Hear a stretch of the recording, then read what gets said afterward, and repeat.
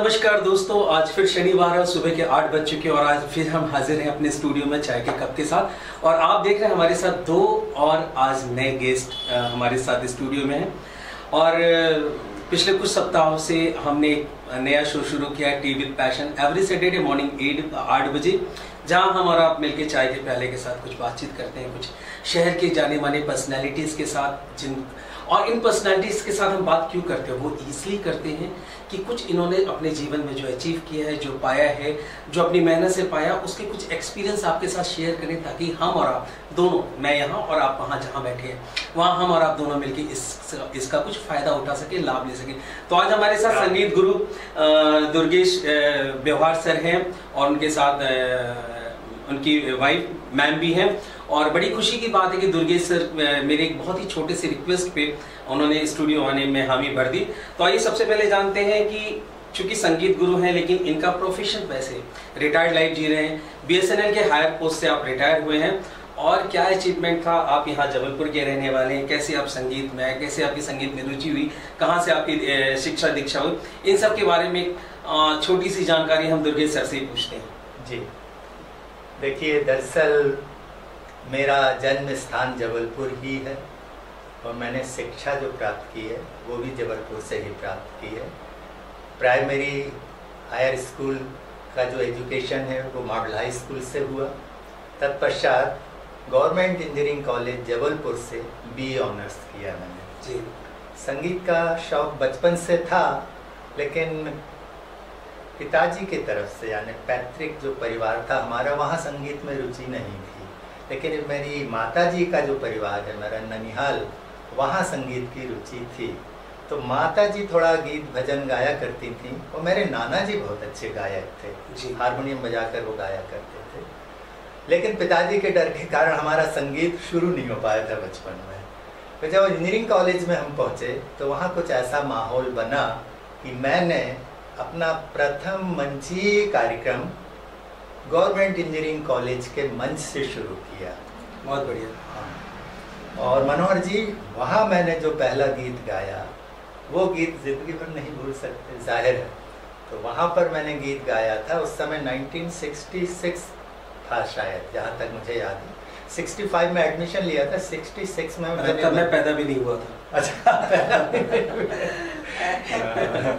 तो क्या हुआ कि उस समय नई नई पिक्चर आई थी गबन में रफ़ी साहब का सुनील दत्त पर फिल्माया हुआ बड़ा ही प्यारा गीत था, जो कि दोस्तों को समर्पित था क्या है, आज भी है वो गीत। तो एहसान मेरे दिल पे तुम्हारा है दोस्तों। तो और मेरा सौभाग्य कि मैंने फिर इंजीनियरिंग कॉलेज के उसी मंच पे दुर्गेश सर को गीत गाते हुए सुना है। अरे वाह, क्या बात। ये खास बात है। और मैं आपको एक छोटी सी क्लिपिंग उसकी शेयर करता हूँ बीच में, और उसके बाद बातचीत को कंटिन्यू करते हैं। जी जी। तो मैंने आपसे जैसा कहा कि वहाँ पर मैंने ये गीत गाया, एहसान मेरे दिल पे तुम्हारा है दोस्तों।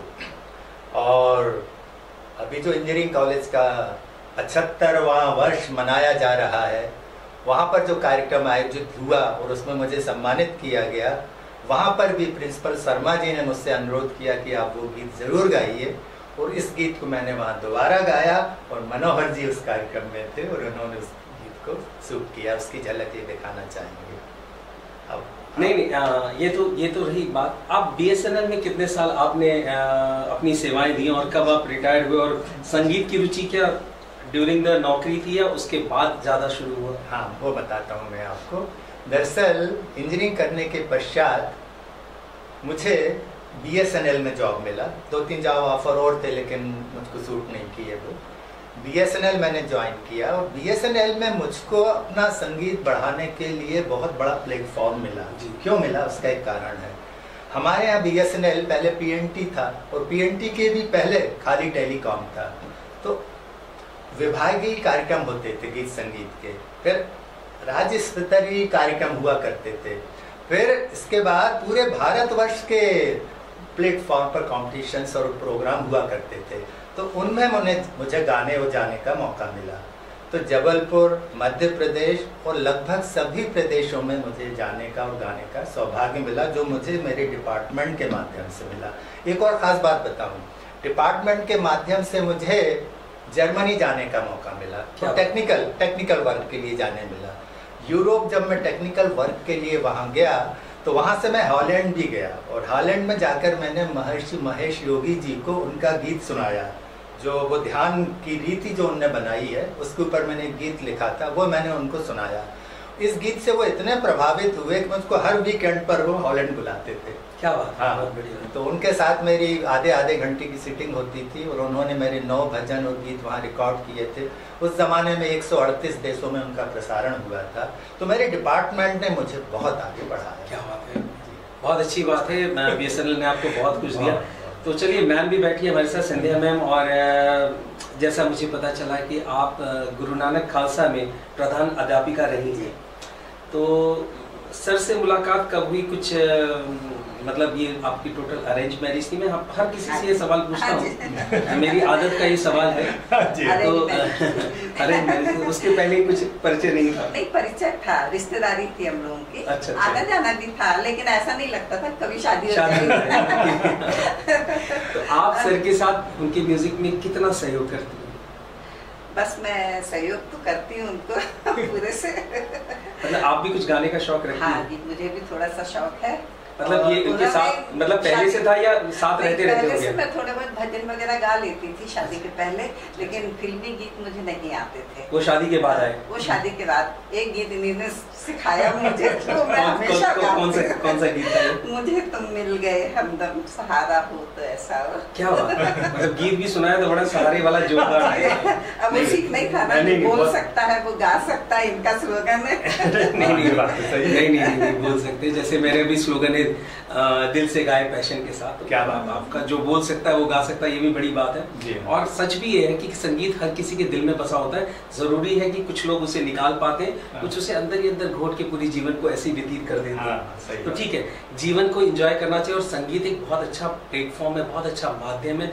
और मुझे लगता है संगीत में रहने वाले लोग हमेशा बहुत ही स्वस्थ रहते हैं, प्रसन्न रहते हैं, और बहुत सारी बुराइयों से दूर रहते हैं। ये एक अच्छी बात है। तो चलिए, मेरा आप सबको पता है कि मेरे स्टूडियो में जो भी आता है टी विद पैशन में, वो कहीं ना कहीं से म्यूजिक से रिलेटेड होता है। और मेरा तमाम परिचय जिन लोगों से है या जिन्हें मैं अपने स्टूडियो में आमंत्रित कर रहा हूँ, वो कहीं ना कहीं म्यूजिक से जुड़े रहते हैं, या कुछ ना कुछ म्यूजिक का पार्ट रहता है जी। तो और बिना म्यूजिक पैशन स्टूडियो में मुझे लगता है कि व्यर्थ है उपस्थिति, लेकिन म्यूजिक की प्रधानता सबसे ज्यादा है और सबसे पहले। और मेरा परिचय भी दुर्गेश सर से एक म्यूजिक के कारण ही हुआ। बिल्कुल। और मैंने बहुत सारे प्रोग्रामों में उनके प्रोग्राम अटेंड किए, उन्होंने मेरे प्रोग्राम अटेंड किए हैं, तो एक अच्छा सा संजोग बना है और बड़ा आशीर्वाद रहा है दुर्गेश सर का। इन्होंने स्टार्टिंग में हमारे कुछ एक कॉम्पिटिशंस में जजमेंट भी किए हैं, तब से मैं बड़ा प्रभावित रहा हूँ उनसे, और काफी कुछ अच्छी बात है। तो जबलपुर के गीत संगीत के विषय में थोड़ी सी चर्चा की जाए। बिल्कुल, जरूर, है ना, क्योंकि कैसा लगता है आपको अभी जबलपुर में जो गीत संगीत का आयोजन हो रहे हैं, चल रहे हैं, दो तरीके की चीजें हैं। मैंने यहाँ एक तो प्रोफेशनलिज्म है, जहाँ जो प्रोफेशनल कलाकार हैं वो अपने संगीत को व्यवसाय के रूप में इस्तेमाल कर रहे हैं और अपना जीवन यापन कर रहे हैं, वो एक अलग स्थिति है। एक बहुत सारा एक नया चीज अभी स्टार्ट हुआ है पिछले कुछ सालों से। जो लोग शौकिया हैं वो भी बहुत अच्छे प्लेटफॉर्म्स बना करके आज अपने संगीत को निखार रहे हैं, प्रस्तुत कर रहे हैं तमाम जगहों पे, अलग अलग मंचों पे। तो आप ऐसे लोगों के लिए क्या कहना चाहेंगे? देखिए, पहले तो मैं जबलपुर के संगीत और साहित्य की बात करूं। जबलपुर को संस्कार धानी कहा जाता है। आचार्य विनोबा भावे जी ने ये नाम दिया था।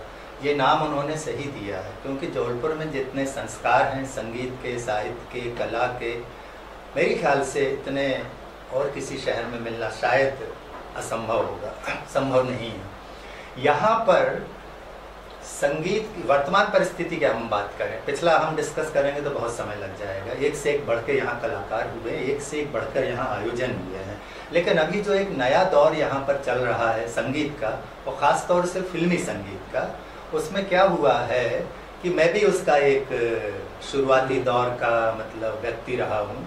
दरअसल हमारी एक सुरताल संगीत के नाम से म्यूज़िक क्लास चलती है, जिसमें हम लोगों को प्रशिक्षण देते हैं, और लगभग उसी समय में हमने और हमारे कुछ साथियों ने मिलकर सुरताल नाम से नहीं, मधुरपल नाम से एक म्यूजिकल ग्रुप शुरू किया, और हम लोगों ने मिलजुल के कार्यक्रम देना शुरू किए।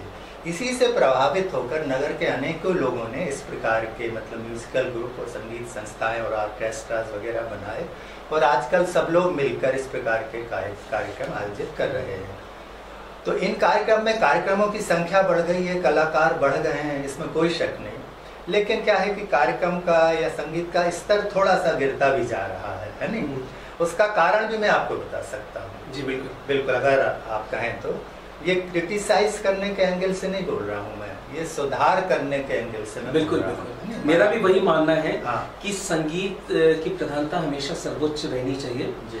और शौक अपनी जगह है और संगीत अपनी जगह है। शौकिया संगीत को एक आप जब स्वरूप देते हैं तो उसमें कई चीज़ों का ध्यान रखना चाहिए। उसी विषय पे मैं चर्चा करना चाहता हूँ। वही मैं बता रहा हूँ। देखिए, जो भी कमर्शियल सिंगर हैं, व्यावसायिक हैं, वो भी कभी ना कभी शौकिया रहे हैं। उन्होंने भी शुरुआत जीरो से की है, करते करते ही वो व्यावसायिक हुए हैं। तो आज जो कलाकार इतने छाए हुए हैं, इतने म्यूजिकल ग्रुप्स छाए हुए हैं, बहुत अच्छी बात है, बहुत खुशी की बात है। लेकिन सबसे ज़रूरी इसमें यह है कि रियाज, प्रैक्टिस, मार्गदर्शन बहुत ज़रूरी है। आप संगीत गाते हैं, बहुत अच्छी बात है, प्रस्तुत करते हैं, बहुत अच्छी बात है, लेकिन कहीं ना कहीं किसी ना किसी से आप थोड़ा मार्गदर्शन जरूर लें। आप मार्गदर्शन लेंगे तो आपके गायन में, आपके वादन में सुधार होगा, मेरा ये कहना है। अच्छा, एक कारण और है इस प्रकार की, मतलब ये जो आंधी आई है संगीत की, अच्छी आंधी आई है, उसका एक कारण टेक्नोलॉजी भी है। हमको नेट के माध्यम से और आजकल जो कराओके चला हुआ है, जिसको ट्रैक बोलते हैं, उसके माध्यम से रेडीमेड ऑर्केस्ट्रा मिल जाता है। उस रेडीमेड ऑर्केस्ट्रा, ट्रैक या कराओ को मिल जाने के कारण कोई भी व्यक्ति घर में प्रैक्टिस करके गाने तैयार कर लेता है और मंच पर गाने के लिए प्रस्तुत हो जाता है। ठीक करता है वो, लेकिन इसके साथ साथ किसी जानकार व्यक्ति से उसको पूछना चाहिए, मार्गदर्शन लेना चाहिए। नहीं, ये मेरा कहना है। ये एक बड़ा दुखद पहलू भी है, बड़ा सुखद पहलू भी, कि म्यूजिक आसानी से मिल जाता है। हाँ, सही बात। और जीवन का एक बड़ा अनुभव है, आप सबका भी होगा, कि जब कोई चीज आसानी से मिलती तो उसकी कद्र नहीं। हाँ, ये भी सही बात, सही कहा। तो चूंकि संस्कारधानी में कहीं ना कहीं पैशन का एक बड़ा योगदान रहा है इस कैरियोके म्यूजिक को लाने का, तो आज मेरा चूंकि प्लेटफॉर्म है, मैं इसलिए कहने में मुझे ज़रा सा भी संकोच नहीं है कि कैरियोके म्यूजिक बहुत ही ज़्यादा सुविधाजनक व्यवस्था है शौकिया या नॉन शौकिया प्रोफेशनल कलाकारों के लिए, पर किसी भी चीज़ का मिसयूज बहुत घातक होता है। हाँ, बिल्कुल ठीक है। आज हम क्या करते हैं, अगर हमें कोई गीत गाने का मन हो तो सबसे पहले हम क्या करते हैं, कोई भी पहले उसे नेट पे जाके सर्च करता है कि इस गाने का ट्रैक है या नहीं। जी हाँ। और अगर उसे वो ट्रैक दिख गया तो भाई वो उन्होंने ट्रैक लगाया और शुरू हो गया। अब वो क्या गा रहे हैं, कैसा गा रहे हैं, किस तरीके से गा रहे हैं, उनको ठीक लगता है, क्योंकि उनके साथ बैठे हुए दोस्त ने तारीफ कर दी कि सर बहुत अच्छा गा रहे हो, तो डेट इज द एंड। ये चीजों से बचना बहुत जरूरी है। मैं आपकी बात से सहमत हूँ, क्योंकि हाँ, उसके बाद उन्हें नहीं पता कि गीत एक्चुअल किसने गाया है, किस तरीके से गाया है, किस कौन से सुर लगे हैं, इससे कोई लेना देना नहीं। बस वो, और यही अति उत्साह संगीत का सत्यानाश किया जा रहा है, इनसे बचना चाहिए। हमारा उद्देश्य किसी को हतोत्साहित करना नहीं है, लेकिन संगीत को संगीत के रूप में प्रस्तुत करना हम सबकी अपनी जिम्मेदारी भी है। सर चलिए, ये तो बात हुई संगीत की और शौकिया संगीत की और लोकल संगीत की।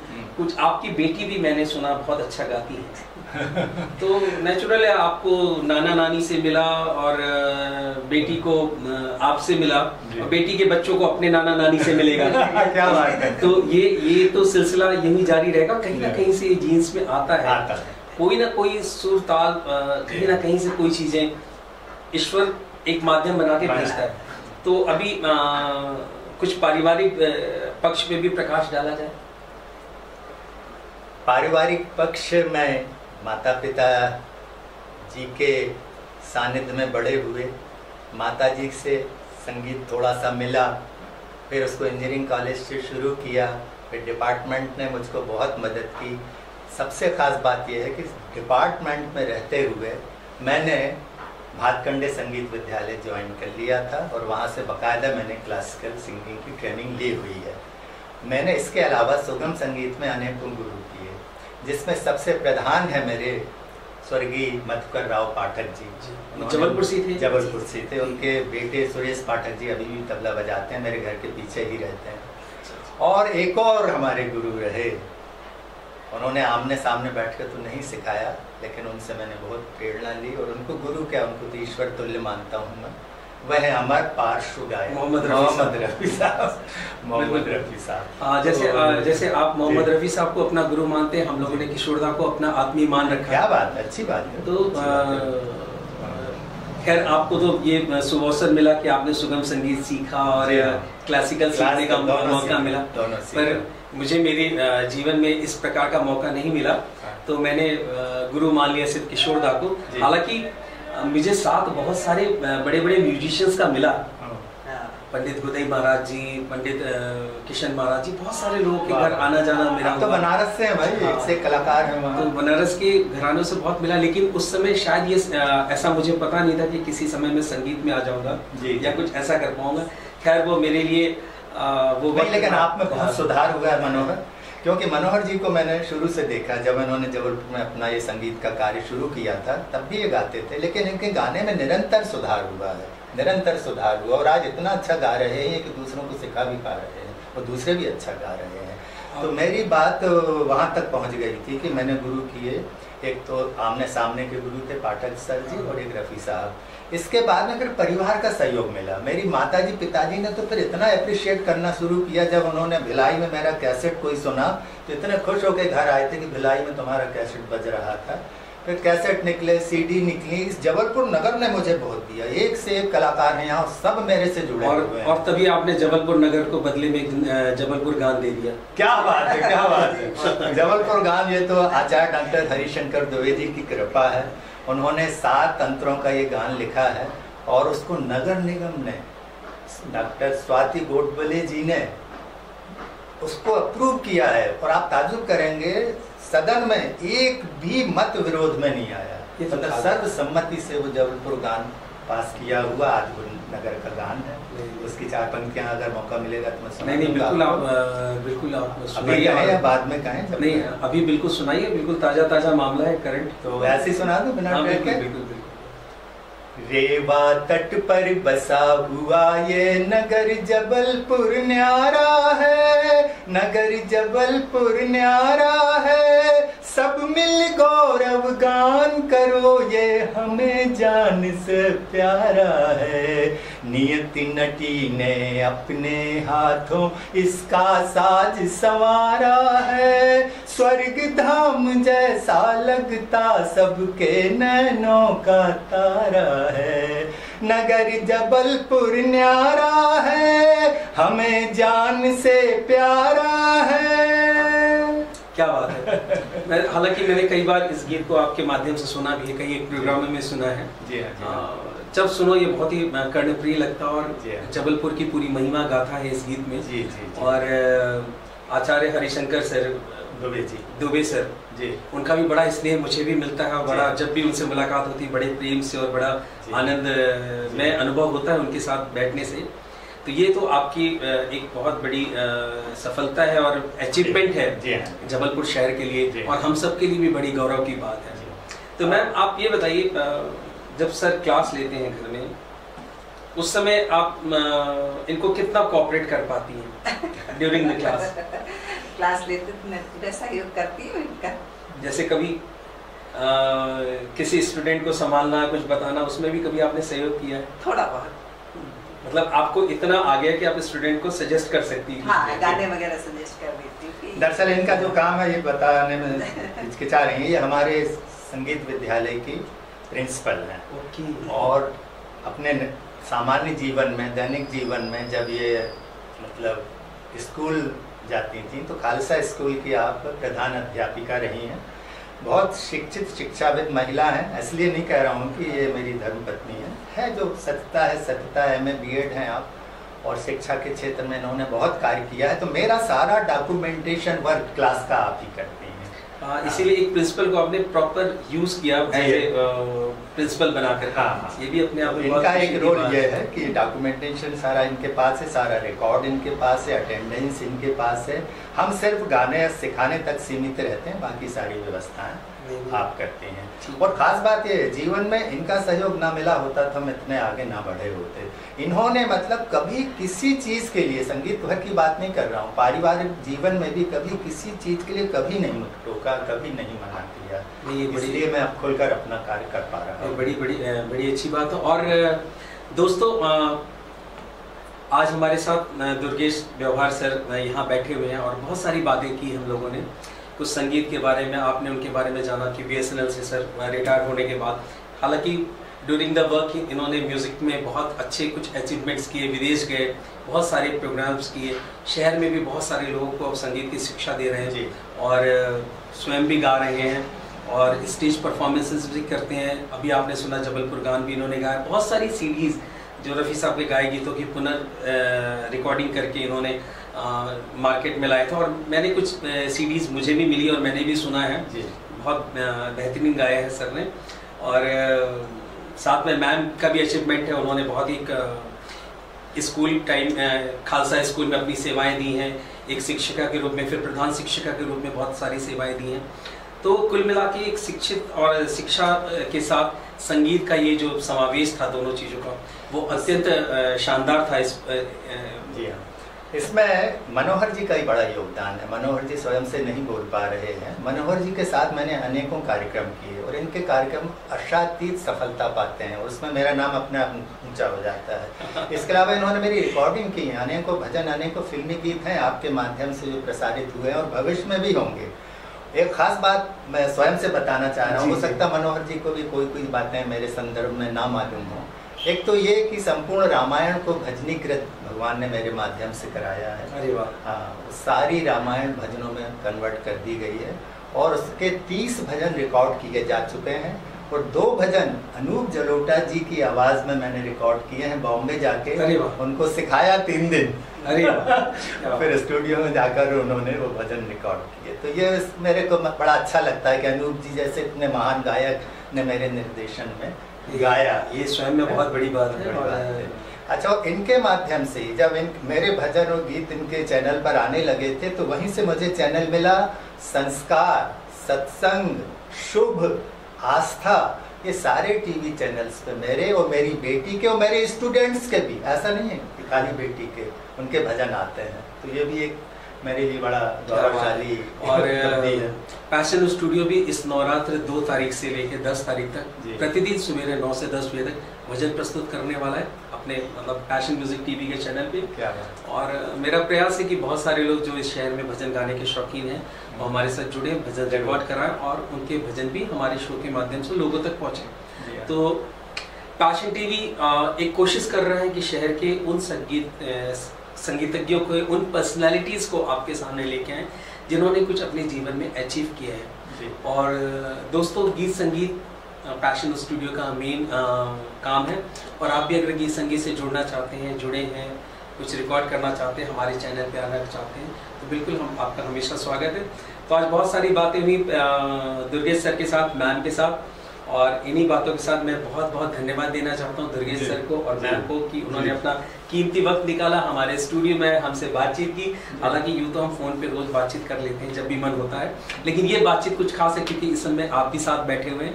तो मैं एक अनुरोध करना चाह रहा हूँ, यदि आप उचित समझें तो। जैसा मेरा स्लोगन है कि जो बोल सकता है वो गा सकता है, और इसको मैं चरितार्थ कर रहा हूँ और इसकी शुरुआत घर से ही की थी। इनकी आवाज़ में उतना रेंज नहीं है, लेकिन मैंने इनको सुर ताल में ट्रेंड करके इनको भी गाना सिखा दिया है जो उनका रेंज है उसमें। तो मेरा ये कहने का मतलब है कि एक लाइन यदि तुम सुना सको तो नहीं, बिल्कुल सुनाइए। मेरे तो सुनते रहते हैं लोग। नहीं, बिल्कुल सुनाइए। तुम मिल गए हमदम, सहारा हो तो ऐसा हो, जिधर देखूं उधर तुम हो, नजारा हो तो ऐसा हो, मुझे तुम मिल गए हमदम। वेरी क्या बात सुर ताल में समझ में आ जाता है। नहीं, तो आप ये बताइए, आपने कभी सर के मंच पे गाया? हाँ गाती हूँ मैं। ये अच्छी। बिल्कुल। लास्ट टाइम कब गाया था मुझे ये गाती हूँ प्रोग्राम। लास्ट टाइम कब गाया था आपने? अभी 12 दिसंबर को जो प्रोग्राम हुआ था हमारे गुरुजी के पुण्यतिथि पर। अच्छा, उस समय गाया। क्या बहुत बधाइयाँ। तो सर और मैम आज हमारे स्टूडियो में आए, बहुत शुभकामनाएं, बहुत बधाई। और ये रिटायरमेंट लाइफ इतनी खुशी के साथ, इतनी हंसी खुशी के साथ आप बिताएं। पैशन स्टूडियो आपके तमाम शिष्यों की ओर से, मेरी ओर से, मेरे बिहाफ में मेरे सारी टीम की ओर से आपको बहुत शुभकामनाएं। बहुत धन्यवाद आपको स्टूडियो आने। बहुत धन्यवाद।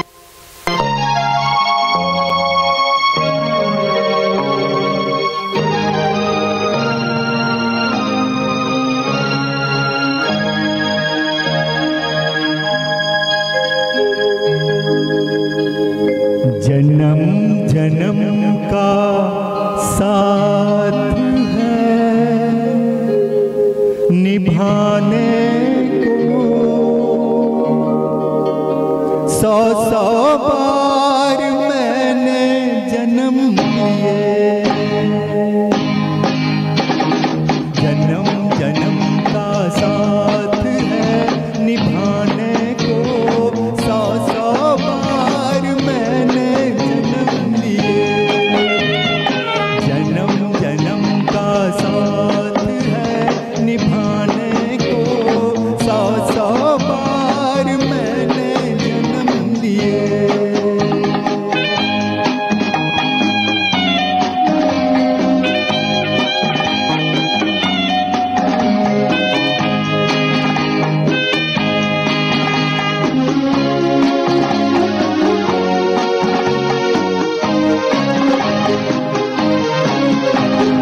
प्यार अमर है दुनिया में, प्यार कभी नहीं मरता है।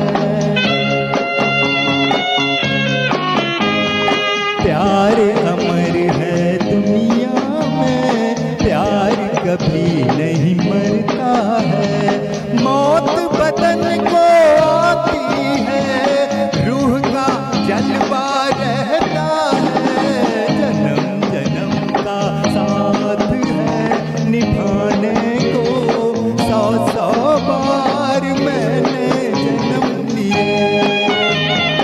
जन्म जन्म का साथ है निभाने को, 100 बार मैंने जन्म लिए।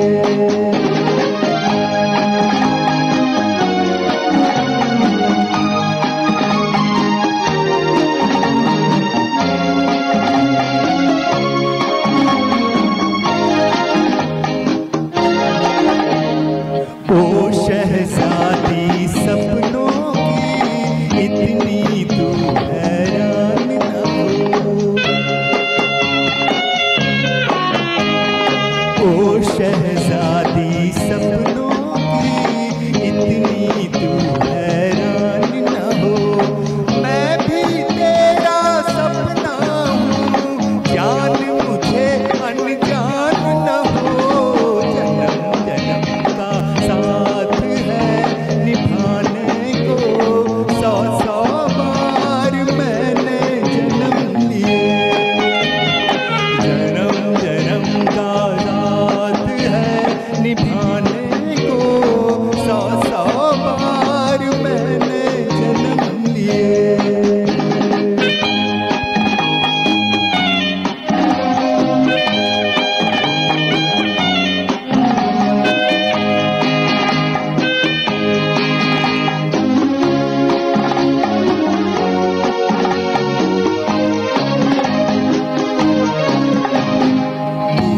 मंजिल